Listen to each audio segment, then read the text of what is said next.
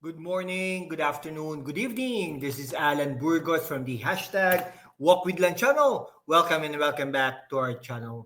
Guys, if you are not yet subscribed to our channel, please do it so now so that you can be a part of this growing family. Officially, we are now 10,485 subscribers. Thank you so much guys. God bless you all.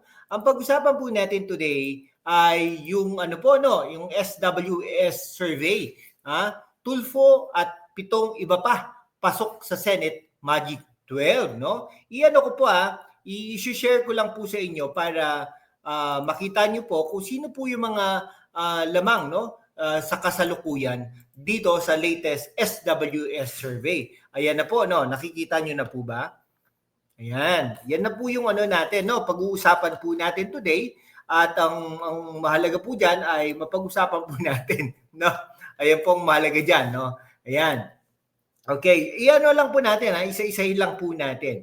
Okay, kita nyo naman, di ba? Yung may survey po tayo dyan, noong December, January, February. Okay, makikita nyo po yung yung up and down nila, no? Ito, 8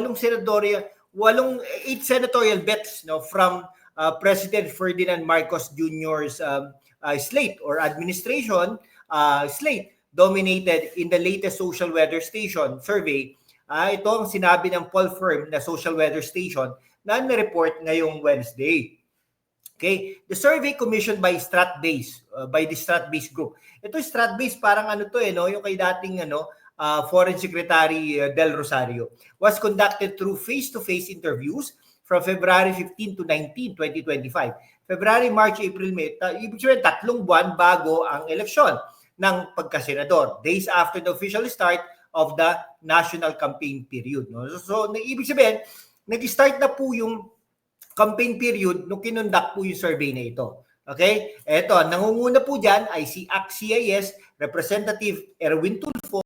Siya po nangunguna sa senatorial race with 45% voters preference according to SWS.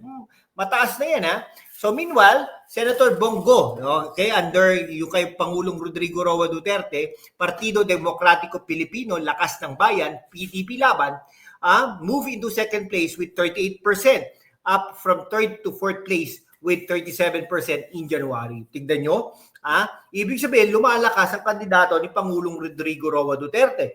It so happen na malakas lang talaga yung mga ibang mga personalidad, not necessarily kandidato ni Pangulong Bongbong Marcos, pero lang po, malakas lang po sila. For example, Tito Soto, Lacson, di ba? Pacquiao, administration-backed Senator Lapid held the third spot with 36%, the SWS noted. Ibig sabihin po, malakas po ang boto ng mga Kapampangan. Kasi tingnan nyo, Lito Lapid, pangatlo na po yan, NPC po yan, di po ba? Okay? Ayan, tapos 36%, Tapos si former Senator Tito Soto, also from the administrate, slipped from second to fifth spot as his support dropped from 38% in January to 34% in February. Hindi po natin alam, baka may epekto po ito yung controversial na movie, at saka yung kay do sa kapatid niya. Hindi po natin alam, pero bakit po nag-drop? Ibig po sabihin, pag nag-drop ang isang pangalan, isang kandidato, ibig sabihin may issue po doon. Okay? Yun po may issue po or kaya may mga suporta na nawala, etc. Okay, the SWS also reported that Senator Bong Revilla saw the biggest gain. Ibig sabihin, climbing to 6 to 7 place after being in 11 to 13 place in January. Ang taas niya, His support increased from 29% to 33%. Ito kaya yung pagpunta niya kay Idol dyan sa Pampanga. Other administration-backed candidates in the top 12 included Senator Pia Cayetano, 33%, former Senator Panfilo Ping Lacson, 32%, former Senator Manny Pacquiao, 30%, Makati City Mayor Abby Binay, 30% din. Independent candidate and broadcaster Ben Tulfo also secured the place in the top 12, tying with Soto in the 4th to 5th spot. Meanwhile, TV host Willie Revillame, another independent candidate, ranked from 10 to 12 place, sharing this spot with Pacquiao and Binay. Ibig sabihin, matatalo pa niya si Camille Villar. The SWS surveyed 1,800 registered voters age 18 and above nationwide with 300 respondents from Metro Manila, 900 from Balance Luzon,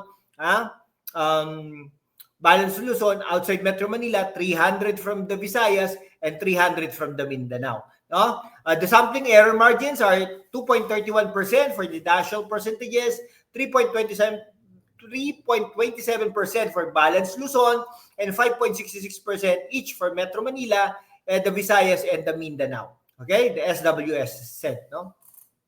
O, kung titignan natin, no? Yung survey na yan, tignan nyo, si Jimmy Bondoc, titignan nyo, ngayon, tumataas eh. Tumataas. Jimmy Bondoc, from 26 to 27, 25 to 26, nag-23. No? Kung hindi man ngayon, kasi baka hindi pa talaga kilala masyado si Jimmy Bondoc as a politician, baka kilala siya as a singer. No?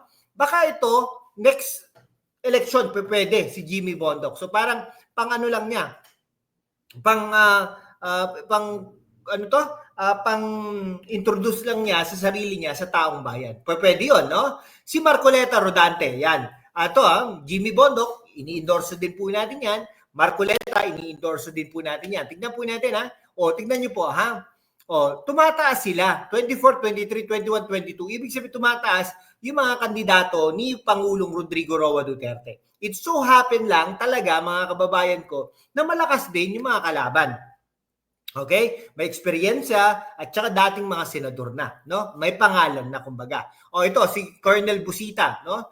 23 tumaas din siya, no? Pero ito hindi po natin ini-endorso ito, no? Dahil ito kapartido po nung One Right Party List, no? Na talagang kumukontra kay Pangulong Rodrigo Roa Duterte, no? Ito si Gringo Honasan from 18 bumaba si Gringo Honasan. Siguro nga dahil nga age hindi rin masyadong nag-iikot si Gringo Honasan, etc. Tingnan nyo, no? Medyo malayo na siya, no? From number 18, nag-18 to 19, ngayon 19 to 20. Bumababa si Gringo Honasan dahil hindi nga naman inendorso ni Pangulong Rodrigo Roa Duterte. Okay? Philip Salvador, tingnan nyo, no?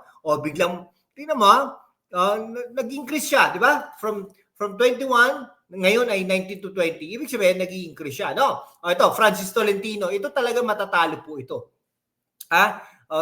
SWS. Kung sa SWS, ang ating titignan, matatalo po talaga si Francis Tolentino. 19 to 20, ngayon ay 18. No? Ito, si Bam Aquino. No? From 16 to 17, 17 na ngayon. No? So, ibig sabihin, matatalo po ito.